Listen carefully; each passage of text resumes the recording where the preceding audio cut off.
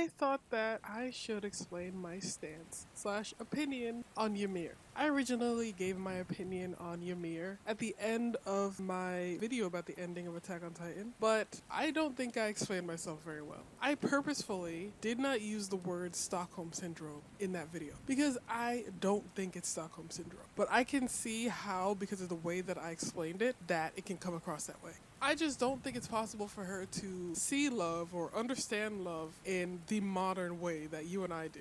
I just don't think it's possible for her. She was literally treated like dirt her whole life. She never had a positive interaction. From what we saw, she never had a positive interaction with her fellow slaves or her slavers. They cut out her tongue, they dragged her along in chains along with the rest of her people, and the second that she did something out of line, they hunted her. They hunted her like she was a dog. So the way that I view Ymir's view on love is that love equals attention. It doesn't have to be positive or negative attention. It's just attention in general. If you interpret Ymir's love as to mean something else, it explains a lot about her, especially if she views it as attention or being noticed. Because in my opinion, I think that she went back to the hunting party because they are the first ones in her sad little life where she was the center of attention, even though it was a very negative interaction. And I'm not trying to spin it like it was a positive one. No, it was a very negative interaction, but as terrible as that is, I think that's the reason why she went back to them.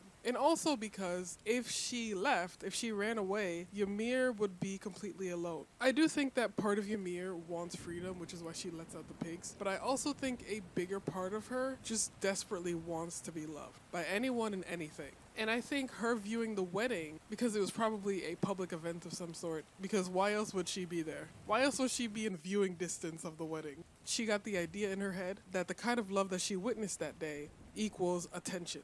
Which of course isn't correct, but I think if you take the puzzle pieces of how Ymir lived and how she couldn't possibly see love the way that we see love, I think that her definition of love is pretty warped and messed up. So Ymir wants to be loved, but she doesn't understand what love is. So she thinks that the way that King Fritz treats her is love, because he did give her plenty of attention. She was his number one tool. He had 3 kids with her. King Fritz isn't the first one to give her attention, but I think King Fritz is the first person in Ymir's life who would have made her feel important, who would made it her feel like she had some sort of purpose in life. She was something that was wanted by him, even if it was just for her power.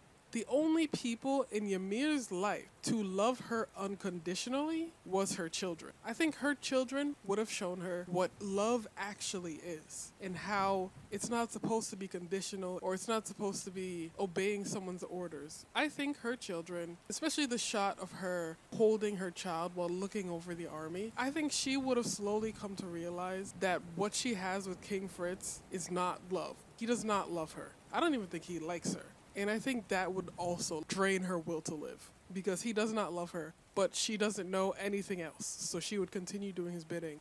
She would also get tired. I think that kind of life would also be exhausting, being used by her people, just being seen as a weapon. I think it's a combination of things that made Ymir give up. I think it was very intentional that they showed Ymir giving up after she had children. I think there was a slim possibility of her surviving the spear attack, but I think when the king told her, hey, get up, what are you doing? I think that was sort of the final straw in her mind. I think mentally she gave up. He proceeded to reinforce the fact that she was just a weapon to him, a nothing to him. So she dies. And then her children eat her. Maybe as she died to the spear, she realized that she was actually truly alone and unloved, but she still didn't know how to break out of that cycle because she had never done it in life. And I don't know why in death she would suddenly have an epiphany. This is all wrong. I should turn my life around. No, I think her life is just that sad. Building Titans and helping his bloodline would be helping her children at the end of the day. A lot of people, from what I've seen, look at Ymir's situation in a very black and white way. It's either to one extreme or the other. Either she fully loved King Fritz, the modern definition of love, she fell in love with him, or it's Stockholm Syndrome. In my opinion, I just think King Fritz abused and used her, and Ymir, because of her upbringing, was not able to see it that way until the very end.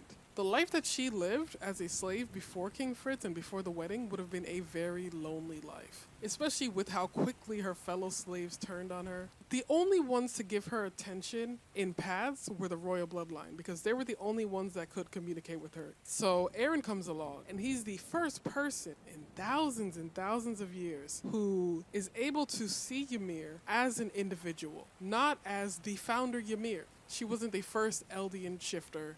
She wasn't the one who started it all. She was just Ymir. I think it was the first time, even before she died, that anyone talked to her like she was a person. After everything, after all of that, can you blame Ymir for being so angry that she was willing to destroy the world? Ymir was just waiting for someone, for anyone, to tell her that she mattered. I feel like Ymir is fully justified in wanting to end the world. Like, after all of that, after being used, after not even receiving any thank you or anything, just being told, hey, get up, we have work to continue doing. Like, if you notice in the anime, Ymir was always standing by his side. She did not have a seat. Like, she was basically the queen to the king. She did not have a seat. She was standing next to him like a guard. Like, Zeke treated her like he was entitled to her power. In that scene, Zeke never talks to her like a person. What the hell are you thinking? Ymir! I gave you a command! You have to obey my will! I think that Ymir viewed Eren's love for Mikasa through her own lens, because there is a parallel there. Eren loved Mikasa so much that he was willing to die for her. He let her cut off his head when he didn't have to. He definitely could have stopped her, but he chose not to.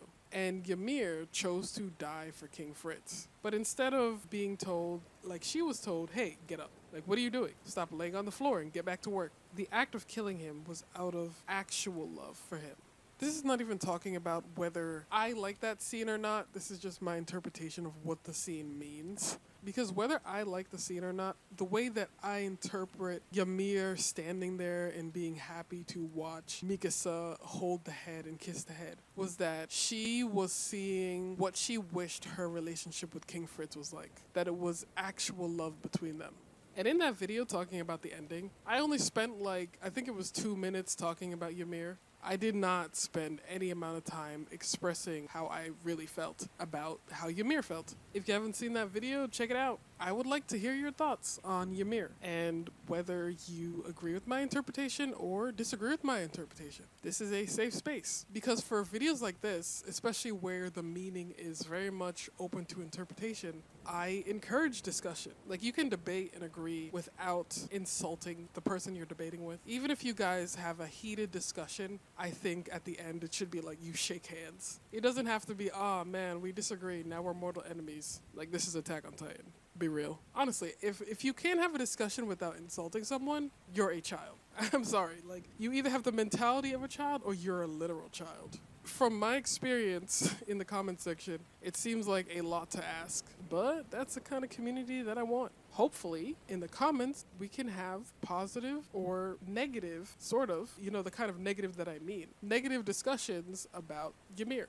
At the end of the day, I just think that Ymir's character is much more complicated than a lot of people view her. I really do. The way that Ymir's story is told, it's very open to interpretation. So, I'll see you guys in the next video. Bye!